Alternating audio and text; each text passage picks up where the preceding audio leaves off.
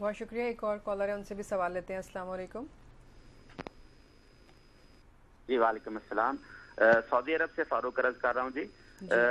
میں نے بعض علماء سے سنا ہے کہ جنت میں کوئی عبادت نہیں ہے, تو کیا ریاض الجنہ میں ہم نوافل پڑھتے ہیں اور عبادت کرتے ہیں؟ اس کے بارے میں علامہ صاحب سے ذرا تفصیل سے پوچھنا جی, میرا یہی سوال ہے. بہت بہتر, بہت شکریہ. اور ابھی وقت ہوا ہے ایک مختصر سے بریک کا. بریک لیں گے, آپ لوگوں نے جو سوالات کیے ہیں ان کے جوابات, اور پھر جو علامہ صاحب یہاں پر بیان فرما رہے ہیں وہ بھی تفصیل سے سنیں گے اس مختصر سی بریک کے بعد.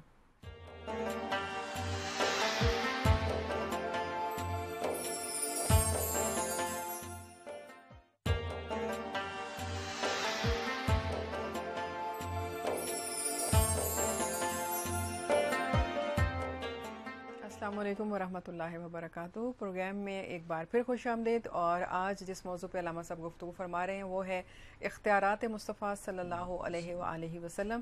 اور آپ لوگوں نے جو سوالات کیے, اب ہم چاہیں گے کہ علامہ صاحب ان سوالات کے جواب دیں. تو حمد آپ پہلے شروع کیجیے گا. علامہ صاحب, ایک ہماری بہن تھی پشاور سے, ان کا سوال یہ تھا کہ حق مہر معاف کرنا, یعنی کچھ لوگ ہوتے ہیں نا کہ حق مہر معاف کروا لیتے ہیں اور دیتے نہیں ہیں, تو اس حوالے سے ہو جاننا چاہیے. میں اس حوالے سے کئی مرتبہ اپنے جلسوں میں بھی اور میڈیا پر بھی یہ کہتا ہوں, عجیب لوگ ہیں. آپ اگر اپنی بیوی کے لیے کہ وہ بھی عورت ہے, یہ سوچ لیں کہ آپ کی بہن بھی عورت ہے, آپ کی ماں بھی عورت تھی, آپ کی بیٹی بھی عورت ہے, صرف بیوی کے لیے, اور بیوی کے پاس مرد اس کا بھائی بھی ہے, بیٹا بھی ہے, باپ بھی ہے, لیکن صرف شوہر. یہ سوچ کیوں منفی آتی ہے؟ کیا ہو گیا ہے؟ واقعی مردوں کے لیے سب ٹھیک ہے, وہاں شوہر کی بات آئے تو غلط, اور یہاں بیوی کی بات آئے تو باقی سب عورتیں صحیح, بیوی غلط. کیوں؟ سوچنا چاہیے, اس پر توجہ کرنی چاہیے. قرآن کہتا ہے وَآتُوهُنَّ أُجُورَهُنَّ. یہ مہر کس نے مقرر کیا ہے؟ اللہ تعالیٰ نے. اور ہمیں حدیث شریف بتاتی ہے کہ اچھے مہر والی عورتیں اچھی ہوتی ہیں. آپ اگر اپنی بیوی کو دے رہے ہیں تو اس میں آپ کنجوسی یا تنگ دلی کیوں ہے؟ میں نہیں سمجھ سکا. یعنی ویسے اس کے لیے تحفے جو مرضی کر لیں گے, لیکن مہر کی باری آئے گی تو وہاں بڑی رقم پسند نہیں کریں گے. کیوں؟ میں آج تک سچی بات ہے نہیں جان سکا. میں اس سوچ پہ آ کے حیران ہوتا ہوں کہ تکلیف کیا ہے. اگر یہ خیال ہو کہ کل کو خدا نخواستہ نہیں بنی, طلاق ہو جائے گی تو یہ سب دینا پڑے گا, تو پھر اس طرح تو اور بھی 10 قسم کے میں خطرات آپ کو بتا سکتا ہوں. وہاں پر تو آپ یہ نہیں کرتے ہیں, یہاں آ کے ہوتا ہے. اور بھی 50 جگہ آپ رسک لیتے ہیں اور اس سے بڑا لیتے ہیں. اللہ تعالی ہم کو ہدایت دے. یعنی کبھی کبھی یوں لگتا ہے کہ عقل کام نہیں کرتی. وہ ان مسائل میں سے مہر معاف نہیں کرانا چاہیے, اور اگر بیوی معاف خود بھی کر دے تب بھی دینا چاہیے. اللہ نے رکھا ہے. تو اگر وہ کہتی بھی ہے منہ سے, ایک تو یہ نا کہ آپ کہلواتے ہیں تو آپ ظلم کرتے ہیں, یہ نہیں کرنا چاہیے. اور وہ خود کہہ دے, بلکہ میں نے تو سنا ہے یہ اور پڑھا ہے کہ مہر کی رقم بڑی مبارک ہوتی ہے, تو بیوی شوہر کو دے دے کہ یہ میری طرف سے کاروبار میں لگا لو, وہ اس کو اس کا شیئر دے, بڑا نفع ہوتا ہے اس سے. لیکن یہ نہیں کہ ہڑپ نہیں کر جائے, اس کو حصہ دے, جو بھی اتنا بنتا ہے اس کے ریشو کے حساب سے. تو یہ جو لوگ مہر کے معاملے میں آ کر کنجوسی کرتے ہیں اور جو دینا نہیں چاہتے, ایک تو کم, دوسرا ہے کہ دینے کی نیت نہیں ہے, یہ عجیب باتیں ہیں, ہونا نہیں چاہیے. میں ایک مشورہ دیتا ہوں مردوں کو, اگر آپ الگ سے رقم نہیں دینا چاہتے, کچھ زیور تو تھوڑا سا دیتے ہیں نا, وہ جب دے دیا تو وہ تحفہ ہو گیا, آپ اسی کو مہر لکھوا دیں, تحفہ بھی ہو گیا, مہر بھی ادا ہو گیا. آسانی کر رہا ہوں, لیکن بہرحال یہ میں ان کے لیے نہیں, مہر اچھا رکھا کریں, خوش دلی سے دیا کریں, اور معاف کرانے کی کوشش نہ کیا کریں. جی. اچھا, انہی بہن کا ایک اور سوال بھی تھا کہ جس طرح ہمیں دیکھنے میں آتا ہے کہ عید الاضحیٰ کا گوشت جو ہے لوگ ایک تو اسٹور کر لیتے ہیں، اسٹور کے ساتھ جن کے یہاں شادی ہوتی ہے ایسا کافی دیکھنے میں ہے کہ وہ لوگ شادی کے کھانے میں بھی وہ گوشت ملا دیتے ہیں، ایسا کرتے ہیں۔ ریفریجریٹر کی اور ڈی فریزر کی ایجاد کو سلام کیجیے ٹھیک، کہ آپ کو تازہ چیزیں ہم نہیں کھانے کو ملتی، گوشت زیادہ دن رکھا جائے تو اس میں نقصان ہوتا ہے۔ بالکل، بس زیادہ سے زیادہ میرا خیال بہت زیادہ بھی ہو تو 3-4 دن ہونا چاہیے، ٹھیک، اگر آپ روز نہیں ہفتے کے ہفتے، اس سے زیادہ نہیں رکھنا چاہیے۔ لیکن اگر کوئی رکھ لیتا ہے تو میں اس کے لیے یہ نہیں کہوں گا کہ حرام ہو جائے گا۔ قربانی کا گوشت رکھا ہے کہ آگے ولیمے میں استعمال کریں گے، شادی میں کر سکتے ہیں۔ آپ جب جانور کے گردن پر چھری پھیر دیتے ہیں، اس کی 3-4 رگیں کٹ جاتی ہیں، خون بہہ جاتا ہے، قربانی ہو جاتی ہے۔ ٹھیک، اب سارا گوشت خود رکھیں، سارا غریبوں کو دے دیں، کچھ رکھیں کچھ بانٹیں، وہ آپ کی اس پہ ہے، بالکل، مرضی پہ۔ تو آپ اگر سارا رکھتے ہیں اور استعمال کرتے ہیں وہ آپ کی مرضی۔ ٹھیک۔ جی اچھا، ایک اور جو بہن تھی ہماری، ان کا سوال یہ تھا کہ حضرت عیسیٰ کے نام سے یا دیگر انبیاء کے نام سے فاتحہ کر سکتے ہیں؟ فاتحہ کے مطلب ہوتے ہیں ایصال ثواب۔ ایصال ثواب ہم اللہ کی بارگاہ میں کہتے ہیں، ایصال کے معنی ثواب کا ہدیہ پیش کرنا۔ تو ہم اللہ کی بارگاہ میں کہ یا اللہ ان کا ثواب اپنے پیاروں کو پہنچا، تو اس میں انبیاء بھی شامل ہیں۔ یہ ان کہنا کہ ان کی فاتحہ نہیں، ان کی بارگاہ میں ہدیہ، ٹھیک، ان کی بارگاہ میں ہدیہ، کہ ان کی بارگاہ میں پیش کرنے کی وجہ سے قبول ہو جائے گا تو باقی کو مل جائے گا۔ صحیح۔ اچھا، جس طرح ابھی دیکھنے میں آتا ہے پاکستان میں بھی کچھ لوگ قرآنی آیت یعنی پرنٹڈ یاسین شریف ہو گئے، دیگر ہوتے ہیں، تو وہ لے کے جاتے ہیں اور اس کے عوض پیسے لے لیتے ہیں، اور وہ بھی نہیں دیتے یا دے بھی دیتے ہیں لے بھی دیتے ہیں۔ تو اس طرح ملیشیا میں بھائی نے سوال کیا کہ وہاں پہ بھی ایسا ہوتا ہے، تو کیا جائز ہے؟ ایک یہ ہے کہ جس طرح بسوں میں، ٹرینوں میں یا چوراہوں پہ یا بازار میں کچھ لوگ لے کے پھرتے ہیں، ان کے پاس اصل میں جاب نہیں ہوتی ہے، یہ جاب ہوتی ہے تو بعد میں آ جاتے ہیں کہ چلو اس طرح ہمیں ہو سکتا ہے 2-4-5 روپے زائد مل جائیں گھر کا خرچ۔ تو میں ان لوگوں کے لیے تو غلط بات نہیں کروں گا، کیونکہ ان کی کتنی مجبوری ہے کہ وہ چل رہے ہیں دھوپ میں اور کس طرح برداشت کر رہے ہیں اور یہ کر رہے ہیں۔ اللہ تعالیٰ آسانیاں کرے۔ مجھے ہر ایک کا حال نہیں معلوم، لیکن میں جتنا دیکھ رہا ہوں وہ بتا رہا ہوں۔ تو ان کے پاس اگر، بلکہ ہوتا ہے نا، مجھے وہی چیز چھابڑی والے سے بھی ملتی ہے، وہی دکان سے ملتی ہے، مجھے چھابڑی والے پر ہمدردی کا خیال آئے، میں اس سے لے لوں کہ دکان والے سے تو کوئی بھی لے لے گا، ٹھیک، اس کے پاس تو اتنا ہے، وہ بیچارہ جو بیٹھا ہے۔ تو ہم کوشش کرتے ہیں نا کہ اچھی جگہ سے لیں، اور وہ کچھ ہمارے اپنے بنا لیے ہوئے ہیں سائیکو پرابلمز بھی کہ نہیں وہ صاف ہوگا اور یوں ہوگا اور وہاں ہوگا۔ تاہم اگر کوئی وہ یاسین شریف یا قرآنی آیات کے مختلف سائز کے پرنٹڈ اس کے پاس نقش ہیں یا کتابیں ہیں وہ بیچتا ہے، تو وہ لازمی بات ہے اس کی وہ رقم کاغذ کی لیتا ہے، یاسین کی رقم نہیں ہے، وہ آیت کی رقم نہیں، وہ پرنٹنگ کا جو ہوتا ہے، جس طرح قرآن شریف بھی ہم پیسے دے کے لیتے ہیں تو وہ صرف کاغذ وغیرہ کی قیمت ہوتی ہے۔ اب یہ ہے کہ کچھ لوگ ویسے بھی اس کو دے دیتے ہیں، تو وہ بھیک سمجھ کے دیں یا ویسے، اور وہ لے لیتا ہے، تو اگر وہ مستحق ہے تو کوئی حرج نہیں ہے، اور اس کا اس طرح بیچنا بھی غلط نہیں ہے۔ ٹھیک ہے۔ اچھا، ایک صاحب عمران صاحب تھے اٹک سے، ان کا یہ سوال تھا کہ قبر میں جو سوالات ہوں گے، اگر کوئی شخص دو کا جواب دے دے اور جو شخصیت کے حوالے سے تھا، تو میں چاہوں گا آپ اس کی وضاحت کریں۔ ہمیں جہاں تک بتایا گیا ہے کہ یہ سوال ضروری نہیں ہے کہ ہر شخص سے ہو۔ اچھا، ٹھیک، جو پکا کافر ہے کوئی ضرورت نہیں اس سے ہونے کی، ٹھیک ہے، جو سچا مومن ہے اس سے بھی کوئی ضرورت نہیں، منافقوں سے ضرور ہوں گے، اصل مسئلہ ان کا ہے۔ ٹھیک ہے۔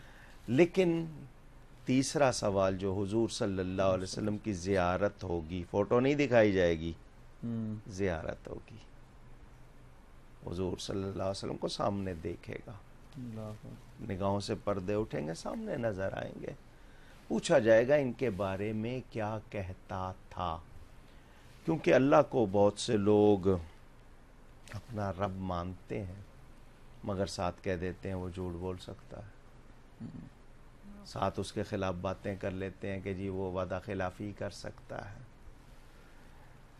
دین کو سب ماننے کہتے ہیں جی سب ہمارا دین اسلام ہے، ختم نبوت کے منکر ہیں، کچھ لوگ کسی اور چیز کے منکر ہیں، بالکل صحابہ کے ایمان کے منکر ہیں، قرآن کی صداقت کے منکر ہیں، تو دین تو ان کو بھی وہ کہتے ہیں اسلام ہے ہمارا، تو ثابت کیسے ہوگا جب نبی کے بارے میں صحیح خیالات کا اظہار کرے گا؟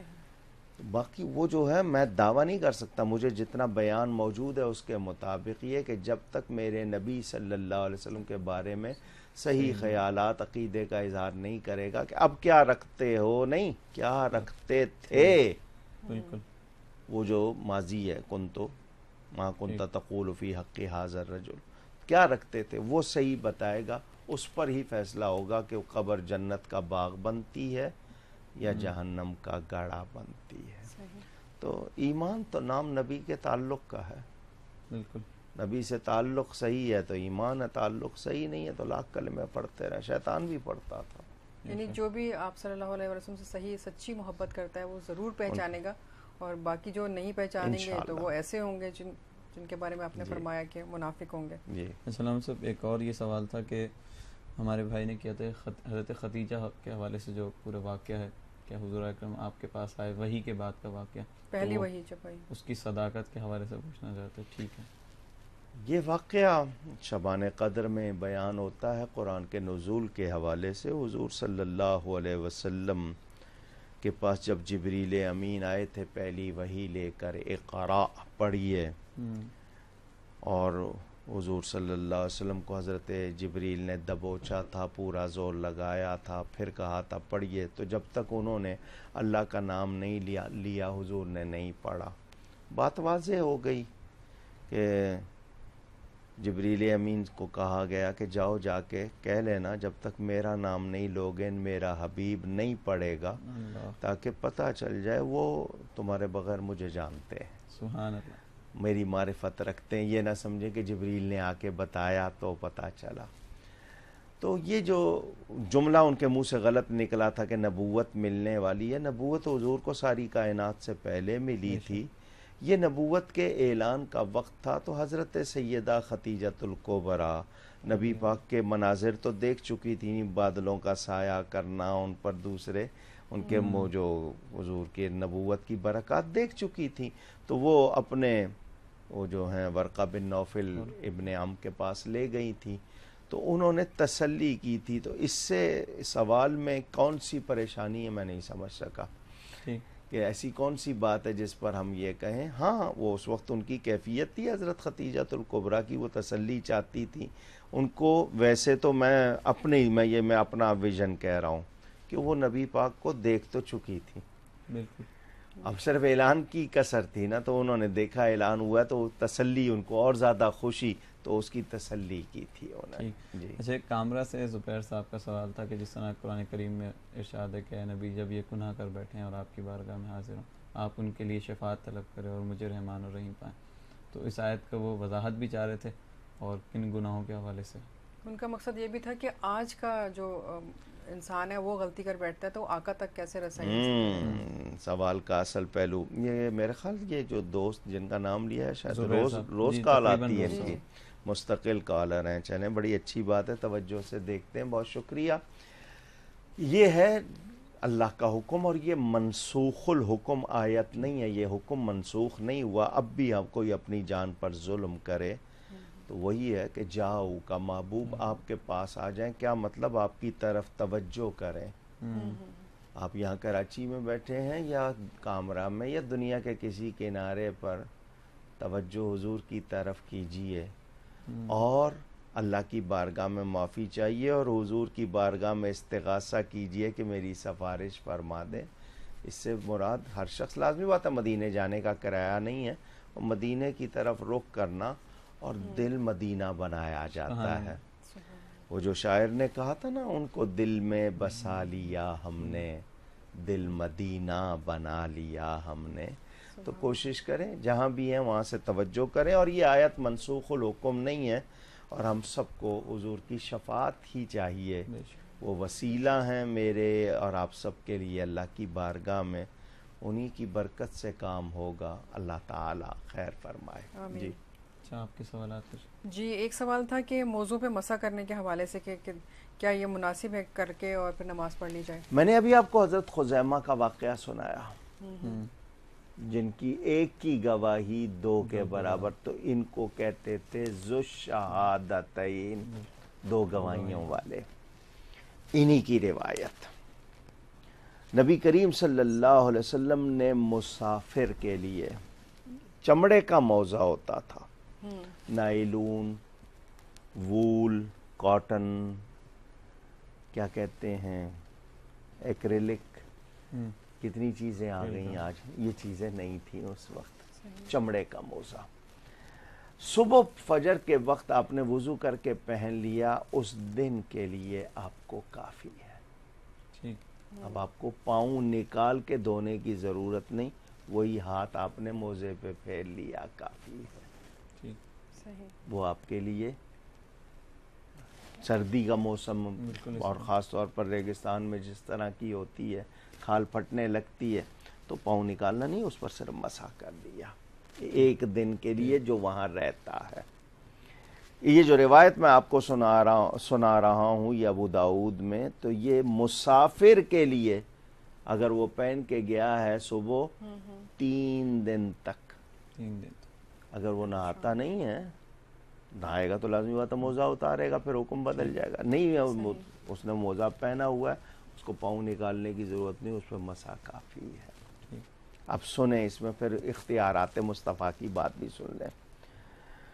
یہ مانگا جا رہا ہے حضور سے، پہلے ایک دن کسی نے کہا نہیں زیادہ کر دیں، حضور نے 3 دن. وہ کہتا ہے کہ بندہ مانگتا رہتا، حضور 5 دن بھی کر دیتے. سبحان اللہ. پہلے ایک دن کا کہا حضور نے، کہا جی حضور کچھ زیادہ کر دیجیے، حضور نے فرمایا 3 دن. وہ کہتا ہے جی ہم اور مانگتے، حضور اور کر دیتے. تو اختیار ہے یا نہیں ہے؟ تو وہ اب ایک سوال میں اس معاملے میں نے یورپ میں، امریکہ میں اور ان ملکوں میں جہاں سردی بہت شدت کی ہوتی ہے اور برف پڑتی ہے، وہاں کے لوگوں سے یہ مسئلہ میں نے بہت زیادہ سنا، کیونکہ ان کو پیش آتا ہے کہ جی ہم کیا کریں. ایک تو سہولت نہیں ہے ہر جگہ وضو کی، دوسرا یہ کہ جی جوتے سے وہ نکالنا، پاؤں نکالنا اور پھر پاؤں میں موزہ نکالنا، تو ہمارا تو حشر ہو جاتا ہے اور سہولت نہیں ہوتی ہے. تو وہاں سنا ہے میں نے کہ وہاں کے کچھ لوگوں نے یہ نائلون کے یا وولن ساکس پر بھی مسح کی اجازت دی ہوئی ہے. واللہ عالم. اس معاملے میں علماء کو تمام چیزیں سامنے رکھ کر اجتہاد کرنا ہوگا، اس کے بعد بات ہوگی. لیکن میں ابھی تک اس پر نہیں، میں بتا رہا ہوں. تو اگر نائلون کا مسح مراد دیا ہے تو میری ذات کی حد تک میں اس کی اجازت نہیں دے رہا ہوں. یہ بات ہو رہی ہے چمڑے کے موزے کی. اب لوگ کہتے ہیں تحقیق سے کہ جی نائلون میں بھی ہوا نہیں جاتی، جس طرح چمڑے میں ہوا نہیں جاتی ہے اسی طرح. تو اس پر علماء اجتہاد کریں گے جو اس کے قابل ہیں. ویسے کوئی ٹی وی میں آ کر اپنی بات رکھنے کے لیے دوسرے کو غیر عالم کہہ دے، یا کسی کے بارے میں ایسی بات کر دے کہ فلاں شخص عالم نہیں ہے، تو یہ تو آپ کو پتہ ہے آج کل حسد کی باتیں ہیں. سچ بات کڑوی ہوتی ہے، الحق مرن، سچ ہمیشہ کڑوا ہوتا ہے. تو ہر ایک کا کام نہیں ہے برداشت کرنا. اور علماء حق کبھی سچ کہنے سے نہیں رکتے، نہ ہی رکنا چاہیے. جی ایک سوال اور علامہ صاحب، سعودی عربیہ سے فاروق صاحب نے سوال کیا تھا کہ سنا ہے کہ جنت میں عبادت نہیں ہوگی، تو ریاض الجنہ میں جو ہم پھر عبادت کرتے ہیں اس کے بارے میں فرمائیے. آپ کی ذہانت کی داد دیتا ہوں کہ آپ نے کیا کوڑی ملائی ہے. ریاض الجنہ مدینہ منورہ میں مسجد نبوی میں حضور صلی اللہ علیہ وسلم کے گھر اور ممبر کے درمیان کا حصہ. میرے نبی کا ارشاد دیکھیں، اس کو ریاض الجنہ بنا دیا. اختیار دیکھیں یہ بھی سبحان اللہ ہے اختیار یا نہیں ہے. اسی طرح قیامت کے دن اٹھا کر جنت میں رکھ دیا جائے گا. شاعر نے کہا نا، مدینہ جس نے دیکھا ہے وہ جب جائے گا جنت میں، کہے گا یہ جگہ دیکھی ہوئی معلوم ہوتی ہے. وہ ریاض الجنہ. آپ کہتے ہیں جنت میں عبادت نہیں ہوگی، آپ عبادت کے مکلف نہیں ہیں وہاں پر. آپ تسبیح پڑھیں گے کوئی نہیں روکے گا، آپ نبی کی نعت پڑھیں گے کوئی نہیں روکے گا، سلام پڑھیں گے نبی پر کوئی نہیں روکے گا. ہاں وہاں آپ پابند نہیں ہیں. یہ جو ریاض الجنہ ہے یہ دنیا میں جنت کا نمونہ ہے کہ اس جنت کو پانا ہے تو اس جنت میں عبادت کر لو. یہاں عبادت کر لو تاکہ وہ ہمیشہ والی جنت مل جائے. تو یہ اس کا نمونہ دکھایا گیا کہ دیکھو یہاں اس ٹکڑے میں آ جاتے ہو کتنی راحت ملتی ہے, جب اس جنت میں جاؤ گے کتنی راحت ملے گی. تو وہاں مکلف نہیں ہے, یعنی پابند نہیں ہے عبادت کے, لیکن وہاں پر رہنا ہی عبادت ہوگا, ہر چیز عبادت ہوگی. جی ابھی بریک کا وقت ہوا ہے تو پہلے بریک مختصر سے لیتے ہیں, واپس آئیں گے تو چند سوالات اور ہیں علامہ صاحب سے, وہ پوچھیں گے. ملتے ہیں ایک مختصر سے بریک کے بعد.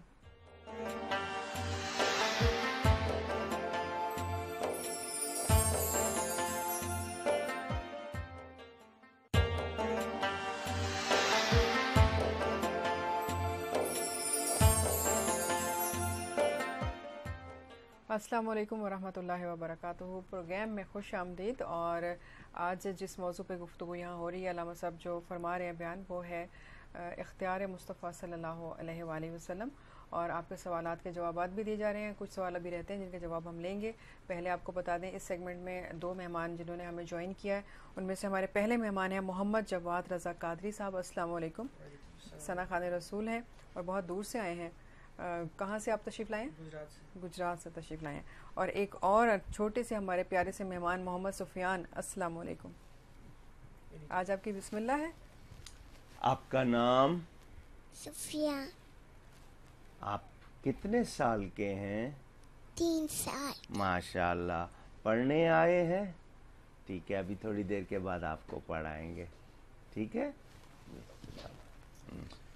میں چاہوں گا جواد قاضی صاحب آپ آقا کریم کی بارگاہ میں ایک ہدیہ نعت پیش کریں.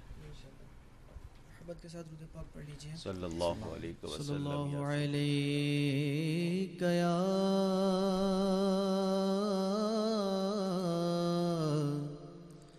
رسول اللہ وسلم علیک یا حبیب اللہ. حضور مفتی اعظم ہند علیہ رحمہ کا بہت ہی خوبصورت کلام پیش کروں گا. جی ضرور. محبت سے سماعت فرمائیے گا. فرماتے ہیں مفتی صاحب, بہار جاں فضا تم ہو, نسیم گل ستا تم ہو, بہار جاں فضا تم ہو, نسیم گل ستا تم ہو, بہار باغ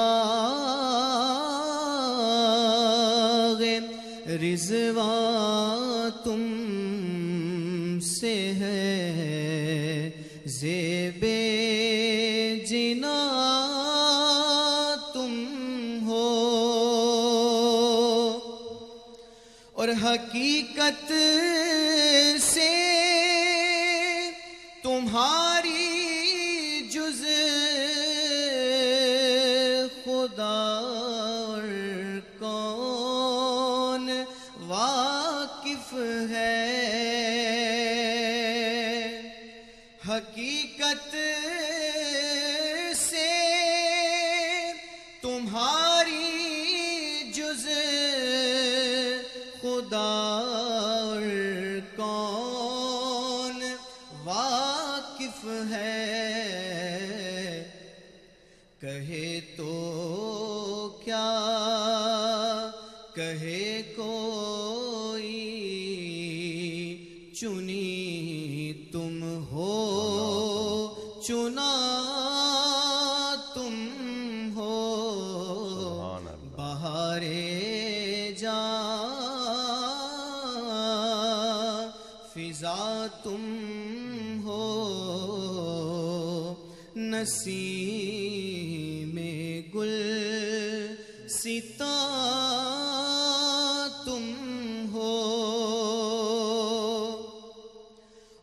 کجا ہم خاک افتادہ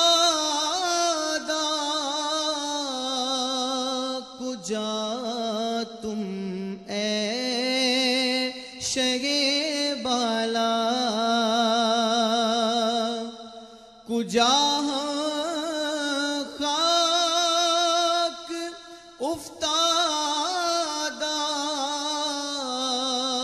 کجا تم اے شہ بالا اگر مثل زمیں ہم ہیں تو مثل آسمان تم ہو اگر مثل زمیں ہم ہیں تو مثل آسمان تم ہو ارے یہ کیا میں نے کہا مثل سما تم ہو معاذ اللہ یہ کیا میں نے کہا مثل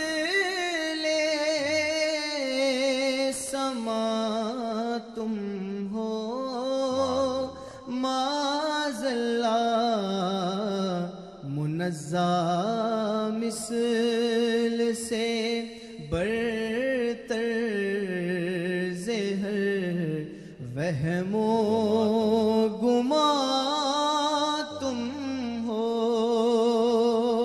میں بھولا آپ کی رفعت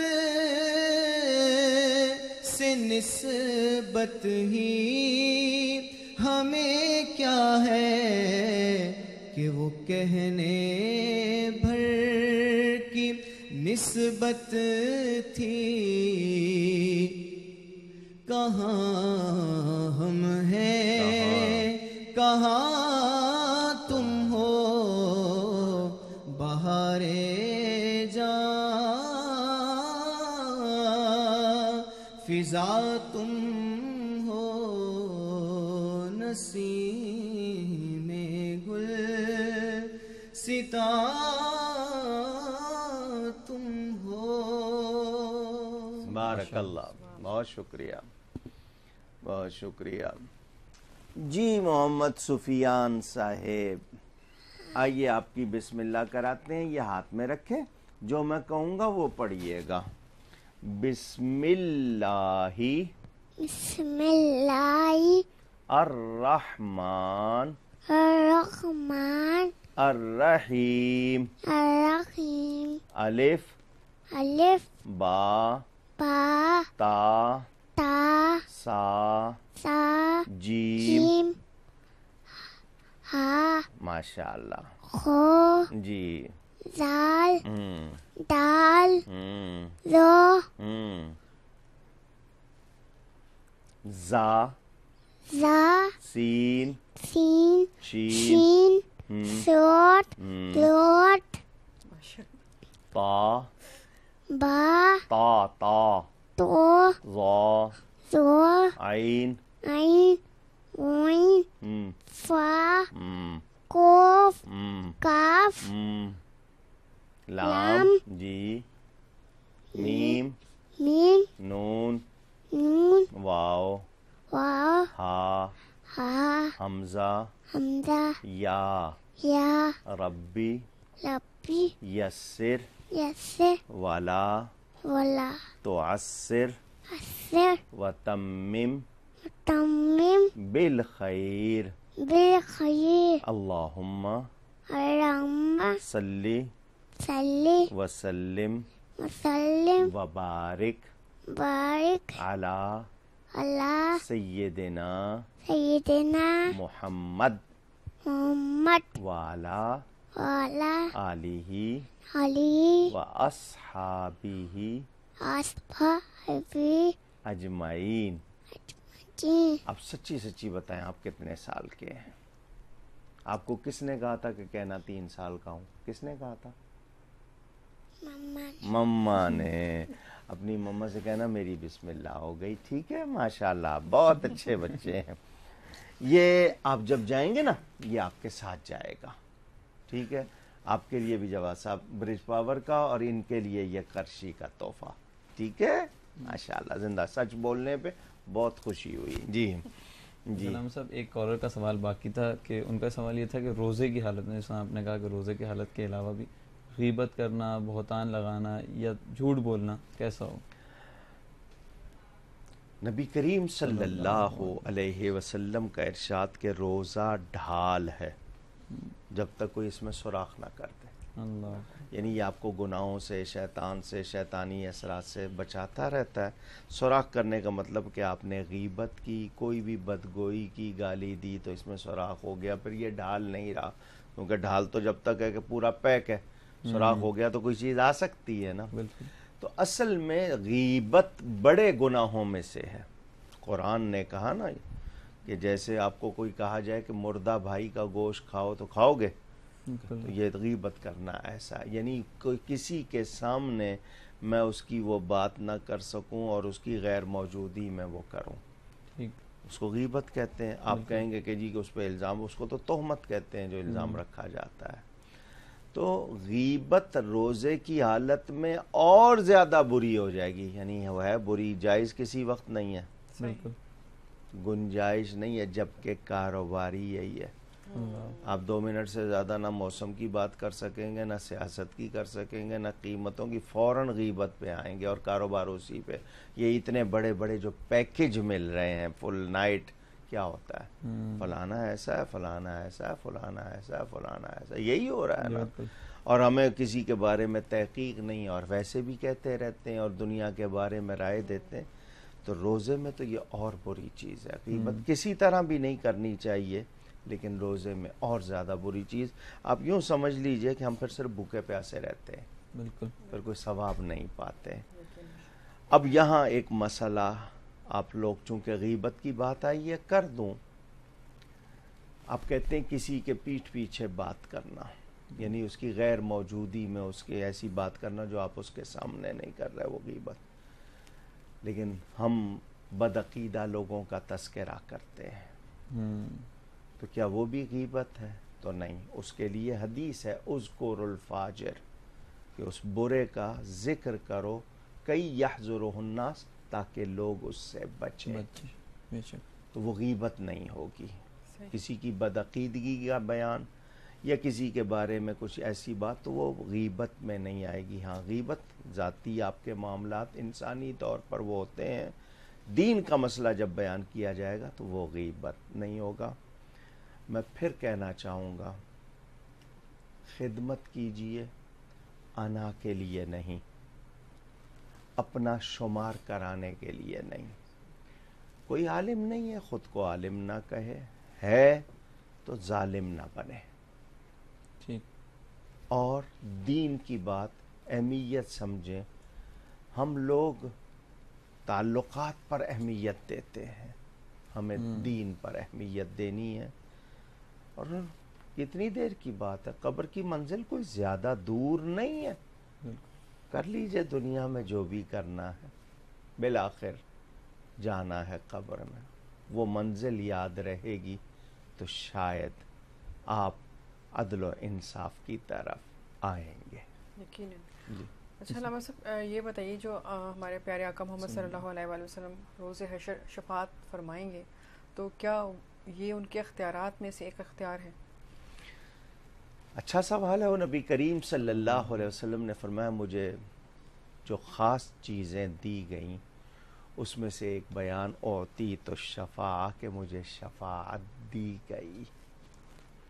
तो ये उनको अल्लाह ताला की तरफ से अता है। और ये वो जो हदीस पढ़ी जाती है जिसमें कि सारे नबियों के पास जाएंगे, तो हज़रत ईसा अलैहिस्सलाम का ये बयान कि आज अगर कोई कर सकता है तो वो एक ही हस्ती है, और वो हुज़ूर नबी करीम सल्लल्लाहु अलैहि वसल्लम।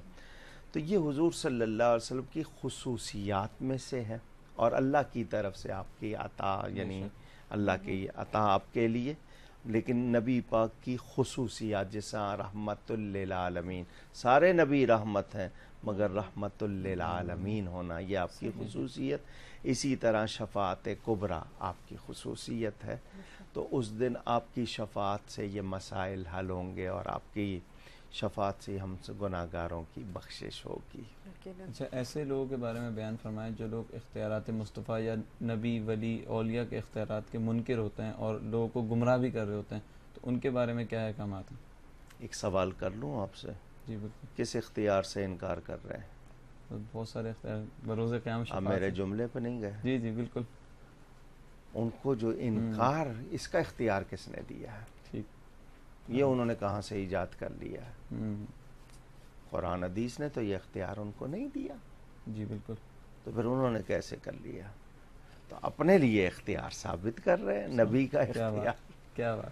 بالکل. اگر آپ سمجھیں بات کو تو فمن شاء فلیؤمن فمن شاء فلیکفر، جو چاہے مانے، جو نہیں مانتا انکار کرتا ہے. تو وہ لوگ جو انکار کریں گے نبی کی شفاعت کا، نبی کی شان کا، ان کی عظمت کا، ان کے مرتبے کا، تو وہ آپ کے ہاں بڑی اچھی اچھی کہاوتیں ہیں کہ چاند پہ تھوکنے سے منہ اپنا ہی گندا ہوتا ہے. بالکل.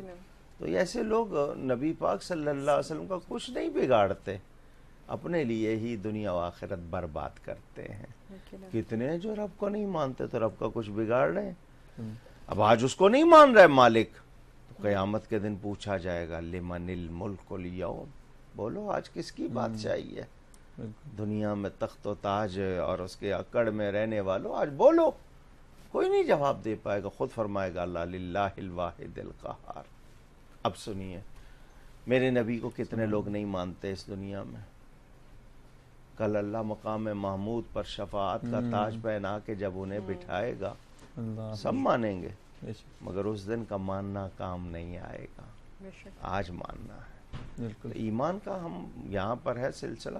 تو انکار کرنے والوں کے لیے کوئی گنجائش نہیں، کوئی سعادت نہیں، اور ہمیشہ سے ہوتا ہے. آپ یہ یاد رکھیے کہ جو تائید کرے گا وہ پائے گا. بالکل. ایمان تو ہمارے لیے ہے نا. ہم انکار کر کے شاید یہ سمجھتے ہیں ہم کوئی کارنامہ انجام دے رہے ہیں. مثلا یہ کہے کہ نبی کو علم نہیں تھا، نبی کو اختیار نہیں تھا، نبی یہ نہیں کر سکتے، نبی وہ. معاذ اللہ اتنی باتیں کر کے وہ اگر سمجھ رہا ہے کہ خود کوئی انعام پا رہا ہے یا مرتبہ بنا رہا ہے، مقام بنا رہا ہے، اس سے بڑی بھول اور کیا ہوگی. اس کی حماقت ہے اس کی. اور میں نبی کے بارے میں بہت تفصیل نہیں جانتا، صرف اتنا ہی کہوں کہ وہ اللہ کے حبیب تھے. رب نے اپنا آپ نہیں چھپایا ان سے، اور کیا چھپانا تھا. میرے اس اچھے عقیدے پر ہی میری بخشش ہو جائے، کیونکہ میں ادب کر رہا ہوں، بے ادبی نہیں کر رہا. تو احتیاط کرنی چاہیے. باقی دنیا میں وہ کہتے ہیں جو تیرا کھا کر بھی تیرے شکوے کریں یا رب، تعجب ہے کہ ان پر بھی رہے لطف و کرم تیرا. بالکل. اللہ ادب کی توفیق عطا فرمائے. تو نے ایک نعت اور سن لیجیے. جی بالکل. درود پاک صلی اللہ علیہ نبی المی علیہ صلی اللہ علیہ وسلم. صلاۃ و سلام علیک یا رسول اللہ. حضور میری تو ساری بہار آپ سے ہے. حضور میری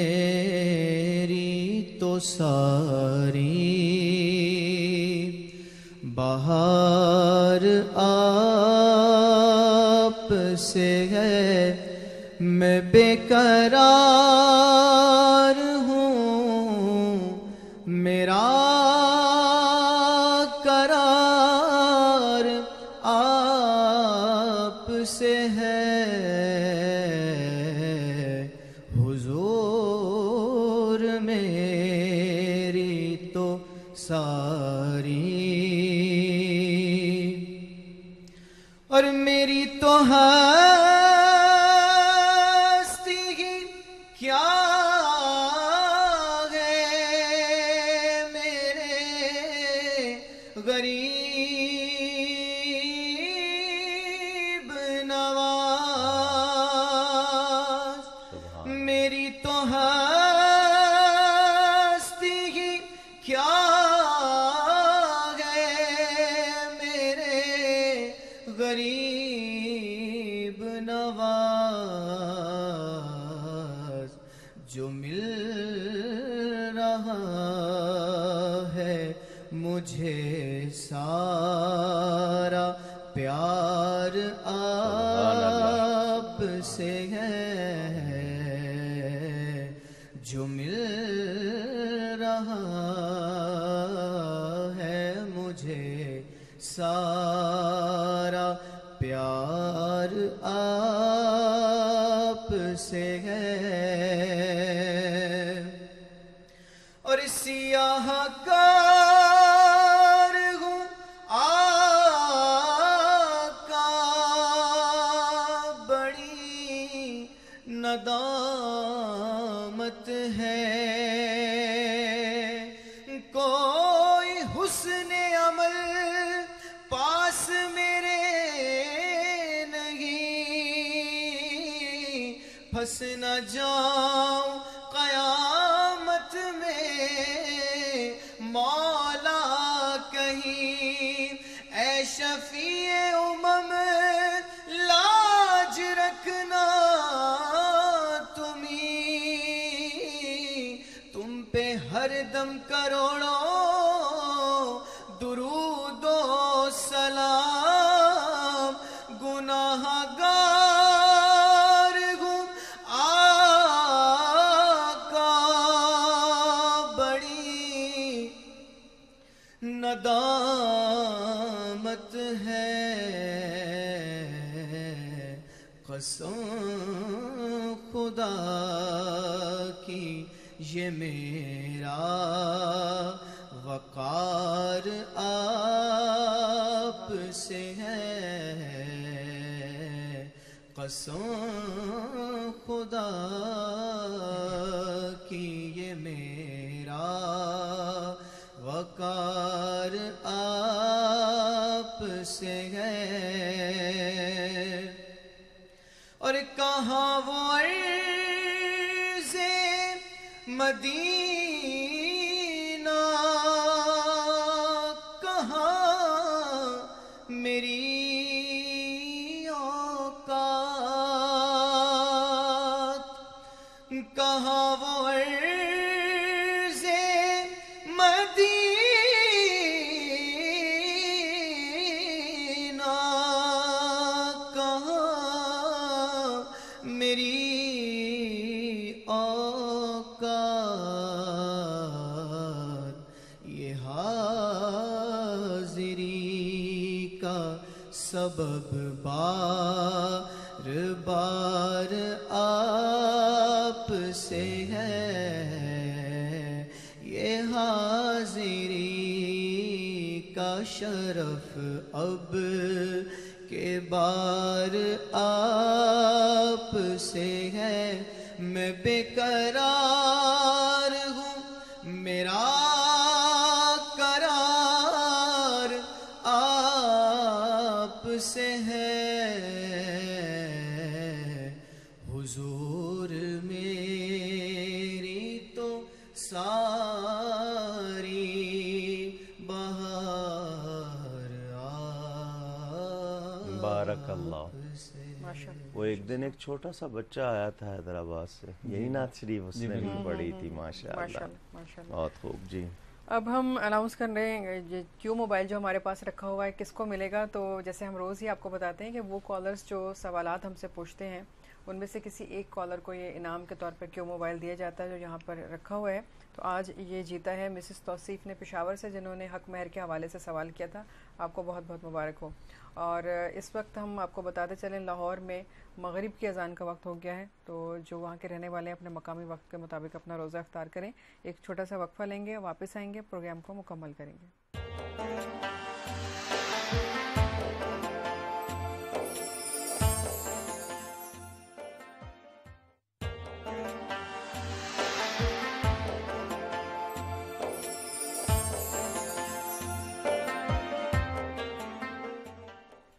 अस्सलाम वालेकुम वरहमतुल्लाहि वबरकातुहू। प्रोग्राम में एक बार फिर खुश आमदीद। और आज आप लोगों ने गुफ्तगू सुनी अल्लामा कौकब नूरानी उकाड़वी साहब से कि इख्तियारात मुस्तफ़ा सल्लल्लाहु अलैहि वसल्लम क्या हैं, और बहुत खूबसूरत गुफ्तगू यहाँ पे हुई। ये भी बताया गया कि दीगर अंबिया कराम को अल्लाह रब्बुल इज़्ज़त ने क्या इख्तियारात दिए, किन किन इख्तियारात से नवाजा, और फिर सैयदुल अंबिया मोहम्मद मुस्तफ़ा सल्लल्लाहु अलैहि वसल्लम को किन किन नेमतों से, किन किन रहमतों से, किन किन इख्तियारात से नवाजा।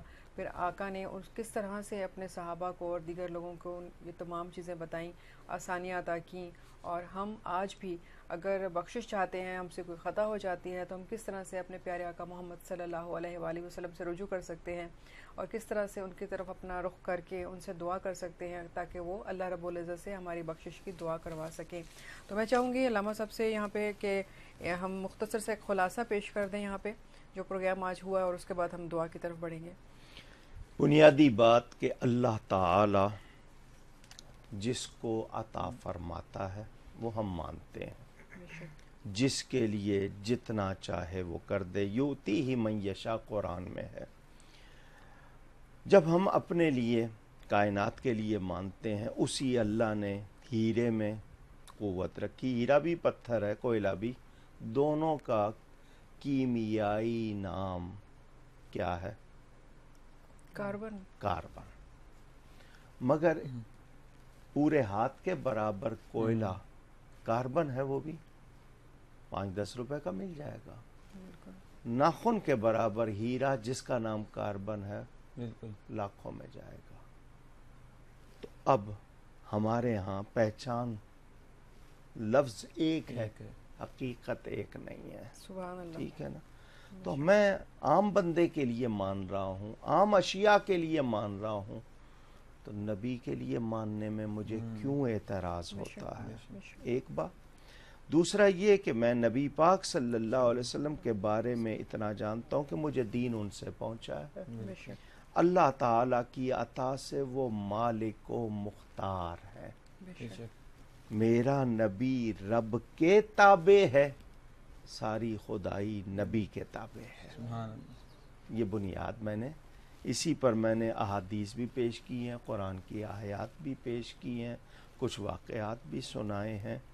अल्लाह ताला समझ दे और हमें सही समत में सोचने और सही समत में बढ़ने से ही कामयाबी मिलेगी। अल्लाह इसकी तौफीक दे। हम कभी कभी अपने जहन के पर्दों को नहीं हटाते और समझते हैं कि बस इतना ही है।